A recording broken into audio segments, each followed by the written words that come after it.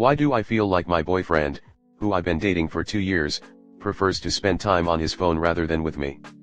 To provide some context, my house is within walking distance of his, so despite our busy schedules, we still manage to see each other almost every day. Our routine has been fairly consistent for more than a year. After work, my boyfriend comes over to my house, where he usually spends at least 2 to 3 hours before heading back to his home. However, there's a recurring problem that has been bothering me. Whenever he visits me, he's always glued to his phone. I'd estimate that about 80% of the time, he's scrolling through TikTok or Facebook. I voiced my frustration about this numerous times, questioning why he even bothers to visit if he's just going to use his phone anyway. To me, it feels like his phone takes precedence over our quality time together. However, he doesn't seem to understand my perspective. He believes that as long as he's physically beside me, it counts as quality time, even if he's engrossed in his phone. He's even asked me why I insist on having a conversation when he feels he has nothing specific to say. Just a few days ago, we stayed in an Airbnb for 4 days for our anniversary celebration. We prepared for this moment and we even saved a lot of money for this. We even booked this Airbnb 3 months prior to our anniversary. That's how much we prepared for this. In the first 2 days, I noticed he was constantly on his phone, but I didn't want to spoil our time in this beautiful place by confronting him. However, during dinner at a lovely Japanese-themed buffet restaurant, he was completely silent, just scrolling on his phone, and I couldn't ignore it any longer. I tried to calmly address the issue, but my frustration got the better of me, leading to a heated argument. Although the day ended on a somewhat positive note, little did I know that the worst was yet to come. With 2 more days left in our vacation and our anniversary approaching, we managed to have a pleasant celebration, even dining at a fancy restaurant and taking photos to remember the special occasion. But upon returning to our condo, he immediately resumed scrolling through his phone. I suggested continuing the movie we had started earlier, but he said he needed to rest and we could watch later. So, I got ready for bed, waiting for him to finish. After over 2 hours, he turned off his phone, came to bed, and said he was tired and wanted to sleep. I felt frustrated, having waited so long. I wondered if I was being clingy, but he could have communicated his need for alone time. In the end, our special day didn't end well. On the following day, which happened to be our last day of the vacation, neither of us made an effort to reconcile.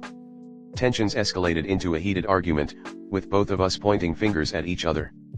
As we prepared to leave, I overheard him saying how badly he wanted to go home the last night but he just couldn't because of me. I was deeply hurt by what I heard, so I told him to go ahead, and that I didn't need him. He reacted angrily, dropping my belongings and shouting, "Then go ahead, go home by yourself." He walked away, leaving me to board the bus alone, crying. While there's a lot more to say about that day, this essentially sums up what happened, all because of his constant phone use. I'm at a loss about what to do now. I still love him and I know he still loves me too, but we both know that this is biggest fight we've ever had and it has surely taken a toll on our relationship. Comment. If you've tried initiating a conversation with him and he still stays on his phone, maybe replying with 1 or a few words. He isn't interested at all. Does he consider the phone a problem? Sounds like an addiction. If he doesn't, then no amount of love solves the problem. You are choosing someone, that is choosing their phone. Getting upset about him being predictable, is you avoiding the solution. Choose someone that wants the same things. Next story 2. I have no idea how to or if I should leave my husband and need advice. How do I decide whether I want to divorce or stay? My husband and I have been married for a little over a year. We've been together for 7 years. He was my first ever relationship, first kiss, first everything. We've had many problems in our relationship before we got married but still decided to go through with the wedding. I was holding off on getting married mainly to see if our relationship would improve. Well, it did at the time, and not long after tying the knot, we're back to our ways. We are in a fight at least once a week. I've tried to explain to him how important communication is, but he's really not that good at verbalizing his emotions or problems. We do love each other very much, but we just cannot reach that point that makes a healthy marriage. Whenever I'm upset, he gets mad because I'm upset rather than checking in with me. He stonewalls me and it can go on for over 2 weeks at a time. He won't say a single word in that time and will not include me in anything, for example food, coffee, videos he's watching on his phone, etc. This usually takes a really bad toll on my mood and self-esteem. Whenever he does speak, he gets very angry and twists everything I say to turn it into a fight. I feel invisible, insecure, and completely unloved. Whenever I state that I want to end the marriage, he becomes the man of my dreams and starts to do everything I've always asked of him. But he doesn't actually improve until I prove to him in some way that I am insistent on leaving. We've gone to court and filed a simplified divorce 5 months ago, and dismissed it when the court date came. I filed again 2 months ago after his long stonewalling episode, and our appointment is coming up soon, but we have amended things and have decided to also dismiss this divorce. I realize how unhealthy and toxic this all sounds, but please try to understand where I'm coming from. Deep down, we're both very afraid to leave each other. I think this stems from the fact that I am all he knows and vice versa.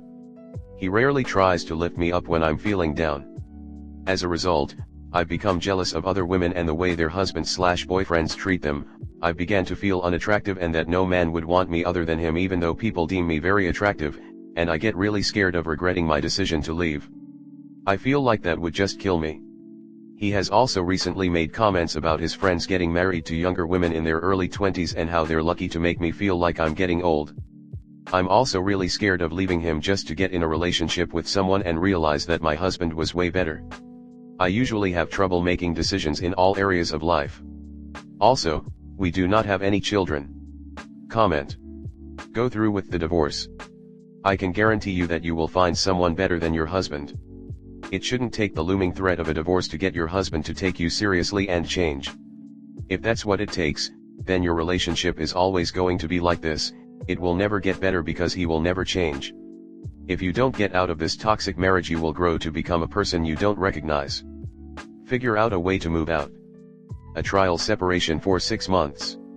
Get yourself situated, file for a simplified divorce without all of the conversation. Go no contact. See how your life changes. Will you miss him? At first, maybe. But then you can meet new people, make friends, and build a life that isn't defined by his manipulation and emotional abuse. I've been there. It gets better. Plus, I hear it's really hot to be divorced before you're 30. I was too. Next story 3. Why sister threatened to cut contact with me because I questioned her, and now I'm questioning if I should cut contact with her. I got a call from my sister the other day. She was driving and wanted to talk while she was driving. I had asked her before many times why she only calls me when she's driving, and she just says that her car rides take a while and she has nothing better to do. During this call, though, she ends up hitting another car in front of her. She was unharmed but continued to talk to me. I ended the call because I felt like you shouldn't be on the phone when in a situation like this because you need to talk to the other driver your car hit. She calls me later to tell me that she wants me to be a witness for insurance reasons. I think. I'm not exactly sure how that would work though. I even ask her how I would even be a witness since she was the one calling me when she hit the other car and I wasn't present there physically, and that I ended the call when the crash happened. I even questioned that wouldn't her calling me while driving count as distracted driving on her part? She goes off on me for this and brought up every little thing against me. She was saying how could I not want to side with her. She threatened to never help me again. She even randomly brought up the fact that I'm trans and said that she hates what I'm doing and doesn't agree with it. She even said she was ready to cut me out of her life because I'm worth nothing. I said that I'm sorry, but she ended the call before I could finish my sentence. This made me question if I should go no contact with her. She's a 2-hour drive away from Maine and lives on her own with her fiancé, so she doesn't really see me that often anyways. She's also very transphobic and tells me she does not like what I'm doing and will refer to me with female pronouns when talking about me to someone else. She also did strange things to me when I came out as a man in the 6th grade, like watching me bathe, grabbing my chest and forcefully shaving my privates. I really don't know if I want to do this though. I mean, we don't get along the best when in person, but we have our fun moments together sometimes. I don't know if it's worth going no contact with her. From what I know now, nothing really important came from her hitting the other car. I saw on her Instagram that she's been going out with friends for drinks and having fun, so I think she's fine. This is very weird but important to me. She hasn't called or texted me since, so I'll just see if she chooses to not talk to me anymore. Has anyone else been in a situation like this? If so, then I'd like to hear what you have to say. Comment. It seems to me you have 2 choices. You can be a witness, which means possibly talking to insurance and confirming that you aren't really a witness, BC you weren't actually there, in which case the insurance will likely give you an out with your sister, or you can stand your ground with your sister, and I'm guessing she will break contact, but at least you gave her a reality check. What? Are you serious? She is an awful, repugnant human being that you need to distance yourself from. Get the hell away from her as soon as possible.